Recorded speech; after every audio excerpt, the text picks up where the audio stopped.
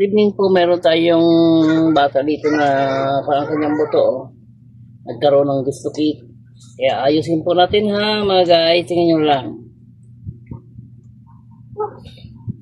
Anong panalo yung ka-vlog? Yung ano ba yun? Yung bandage. Saan nabili ka ba? Diyan o, meron dyan. Kay J, dyan sa baba.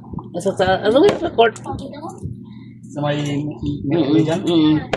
Yung malaking pang ano. Huwag kang umiyak.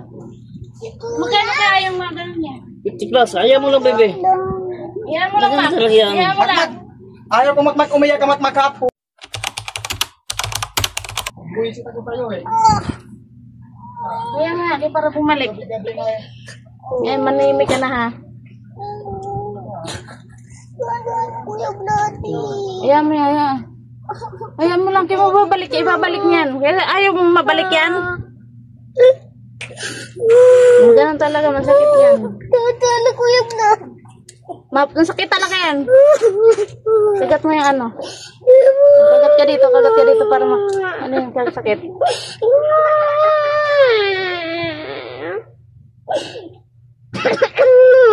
Ito po mga guys, so ano po mga dahil lang. Okay na, medyo okay na siya. Dahil lang. Saglit lang, hindi pwede. Hindi pwede galahin yan.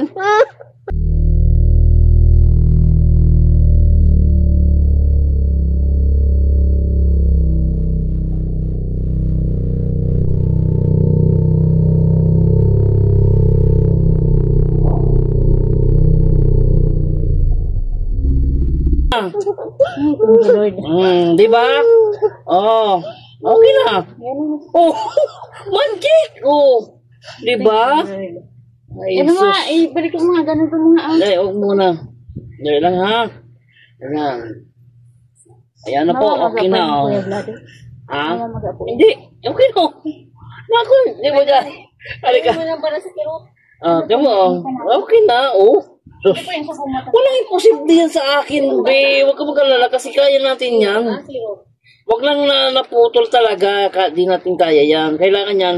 Doktor yan kasi kailangan niya na bakal. Eh kung wala na. Wala na doktor yan, oh. Wala na, oh. Oh, ito guys, wala na, oh. Oh. Kung naputol yan, kung ito naputol yan, nagkaroon ng fracture dito, ba, alam mo fracture? O hindi. Pag nagkaroon ng sugat yan dyan, ibig sabihin hindi pwedeng hilutin ni Kuya Vladi kasi may damage yan dyan. Pero kung ganyan nakita ko na nagkaroon ng buto lang na nagano, nag-ikot lang, kaya ko yan. Sus. O, wala na. O, dali, ayusin ko pa yung mga ugat mo. O. Sunod ha, makinig sa magulang. Makinig sa magulang ha. Wag sa magulang. Matigas sa magulang. Ano yung bakit dun kila Tito Ram sa kwarto nila? Doon ka na ulog sa may nagdan mismo? Yan na po guys, oh. Okay na ang kanyang buto. Ay, salamat Lord. Kasi natakot yung magulang kasi kailangan bakal o ipa-simento. Hindi na kailangan simento to. Nandito ang kabladi. Ano ba kasi ginagawa mo doon na? Tagu-taguan kami dito. Ba't yun ang pagalitan sabihin? Kasi bata yan. Ang nakakatakot niyan, kung talagang nagkaroon ng fracture nagkaroon ng sugat talaga yan. Okay na, oh. Ulitin mo kung pagalitan. Ano ba yan? Yan muna. Basta may balik lang yan, okay na yan. Oh.